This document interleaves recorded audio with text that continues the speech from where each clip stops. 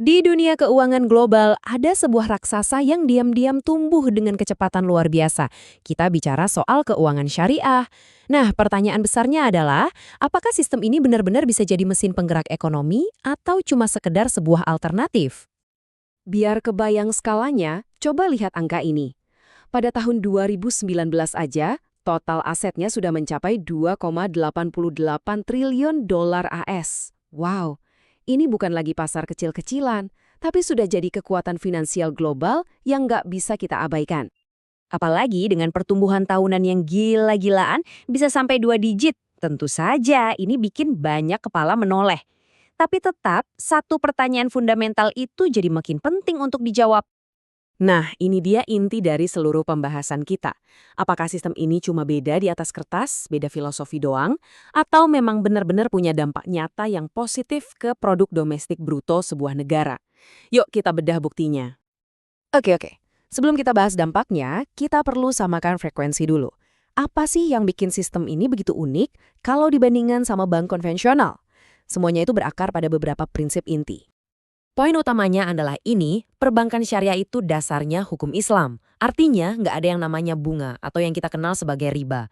Selain itu, transaksi yang isinya nggak pasti, spekulatif atau mirip judi, istilahnya gorar dan maisir, itu juga dilarang keras. Nah, di sini perbedaannya kelihatan jelas banget. Coba lihat. Di perbankan syariah, bank itu posisinya lebih kayak mitra bisnis. Mereka ikut berbagi resiko, fokusnya itu harus ke aset yang beneran ada, proyek yang produktif. Beda banget sama bank konvensional kan? Di sana hubungannya lebih simpel, pemberi pinjaman dan peminjam, dengan bunga yang sudah ditetapkan. Perbedaan fundamental inilah yang jadi kunci argumennya. Meskipun prinsipnya jelas, dampaknya di dunia nyata itu justru jadi perdebatan panas di kalangan akademisi selama bertahun-tahun. Apakah model ini beneran lebih baik buat pertumbuhan? Jawabannya jujur aja, selama ini tuh abu-abu. Kutipan dari salah satu sumber penelitian ini benar-benar merangkum masalahnya.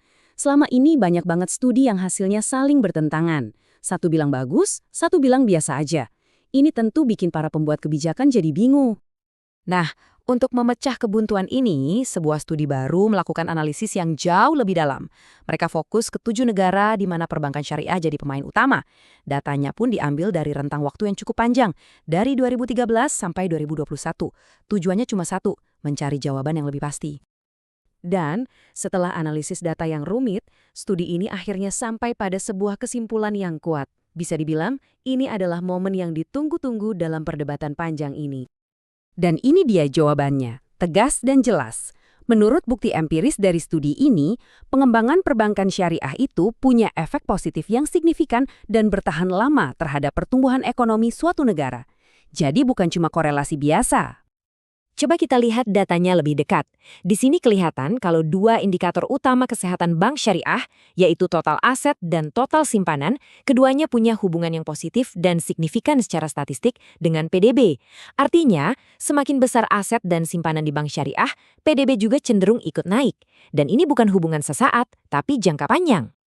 Oke, kita sekarang tahu ada hubungan positif. Pertanyaan logis berikutnya adalah, gimana caranya? Kok bisa? Mekanisme apa sih yang sebenarnya bekerja di balik layar yang membuat model perbankan ini jadi mesin pertumbuhan? Nah, penelitian ini menyoroti 3 jalur utama. Yang pertama, fokusnya pada ekonomi real. Kedua, kemampuannya untuk menjaga stabilitas sistem keuangan. Dan ketiga, perannya dalam mendorong inklusi keuangan. Mari kita bedah satu persatu ya. Ini yang pertama, dan mungkin yang paling penting. Karena ada larangan spekulasi, uang di sistem syariah itu dipaksa untuk mengalir ke proyek-proyek yang produktif.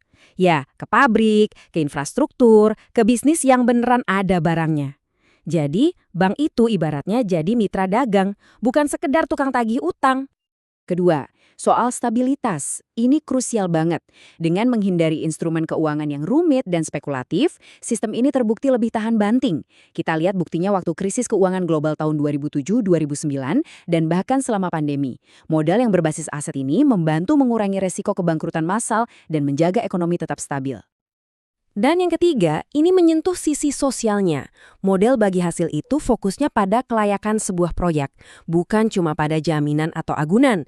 Ini membuka pintu bagi pengusaha-pengusaha mikro dan orang-orang yang sebelumnya nggak bisa akses bank.